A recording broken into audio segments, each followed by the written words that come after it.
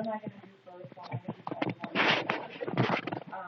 I would take the table over and take the doctor's order and say, okay, the doctor ordered normal saline to go at this. You could do your calculations first, calculate first.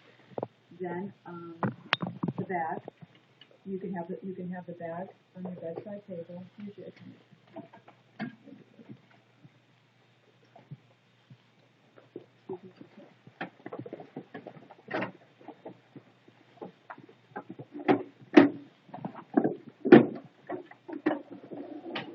I want to get a system. So, okay, if I'm doing IV, this is what I'm going to do.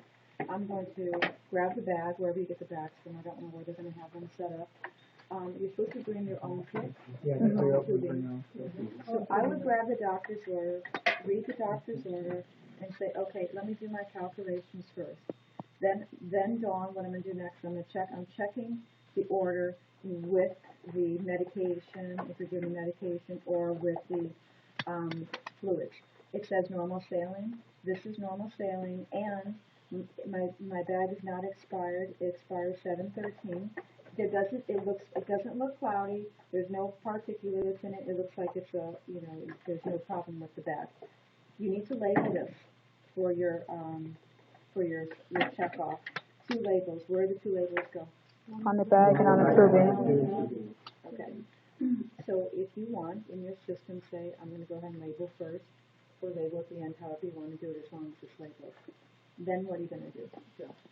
So you kind of do your calculations. You kind of figured out that you already did your, what is called, critical elements, that it's a doctor's orders checked, that it's the right IV fluid, that's checked, that it's not expired, that's checked, that that it's not discolored, the insides aren't discolored, there's no particles on the inside. That's one of your critical elements. Then what are you going to do? You walk them in the room. Do you want to wash your hands at this point? Maybe do this first, and then go ahead and wash your hands, because now I'm going into the patient's room, or now I'm going to approach the patient.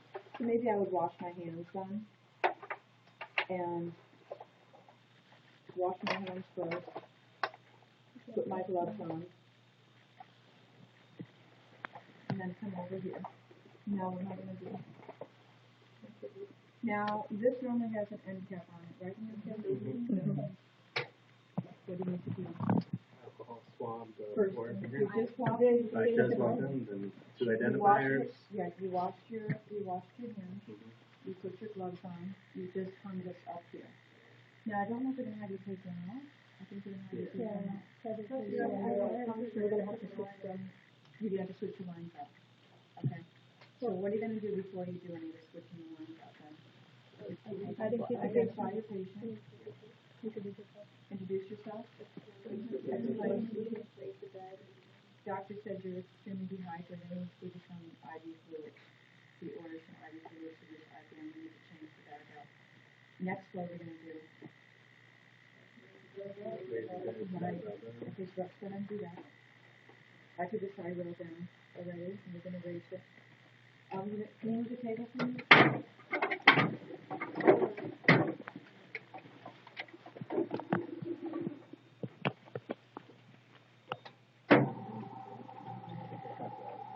So, whatever's comfortable for you, so you're using proper body mechanics, then what do you need to do? Alcohol swab, of course. No, you gotta take off the old one. Is the old one still on? Okay. I was told the old one's supposed to be still on. Then I close the clamp.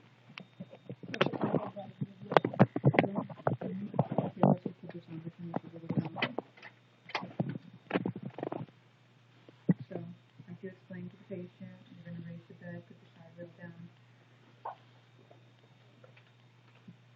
You're now supposed to go from here back to your table and walk away from the patient.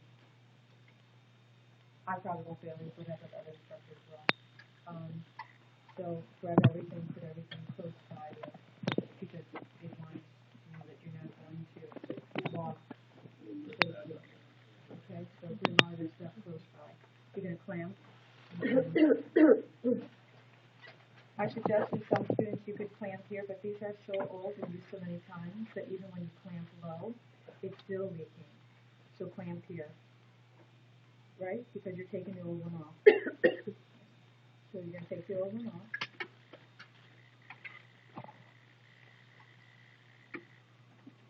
Take this off, throw this in the garbage, throw this in the sink, you could just say that, that's one. Well, we're changing the bag or just the tubing? Just the tubing, I think, right? I thought it was the whole You're probably thing. changing everything because this glue is gonna run out here once you take this out. Okay. So there's usually a little tab that you pull first. Yeah. You'll fail if you do this. That's one thing that I'll fail you for. And I'll even drive this way to come back. What I do is when I take my tubing out of the package itself, it has an end cap on it. With the end cap, you can hang it in your hand. However is comfortable. You can loop it or just hang on to it. And you're going to go ahead and spike here. So you're talking about with the new line? With the new line. Right. With the new line. Then you're going to need to, you can have your setup on this side. Bring your table around. Make sure that you have a little piece of tape because you're going to tape this to the arm, and make sure you have an alcohol swab. So when you're getting set up, what I would do is say, okay, when I'm going to see my doctor's order. I'm going to have my new fluids. I'm going to have a little piece of tape. I'm going to have my 2 labels. And what else? Alcohol pad. And then I'm going to bring it over here, close to me. What about you spike this on the line? However you want to do it is fine with me, as long as you don't let this become contaminated. Okay. So then you're going to want to go ahead and take out the air. Halfway, have a garbage can ready. You need to take off the end cap. You need to open this and get out most of the air. If there's little bubbles, that's fine. I just don't want to see like 3 or 4 inches of air in your tube. So now you've got most of the air out. It looks okay.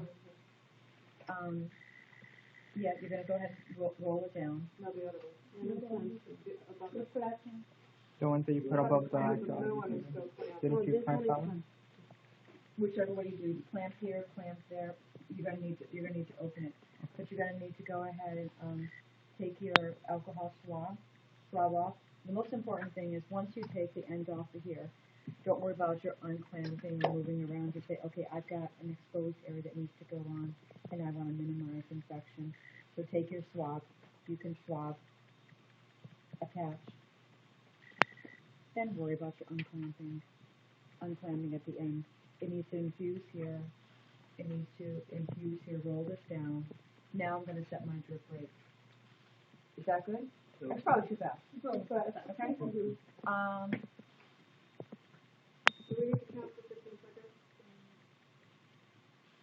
This is too slow. So you're going to calculate your drops. And you're telling what your drops are.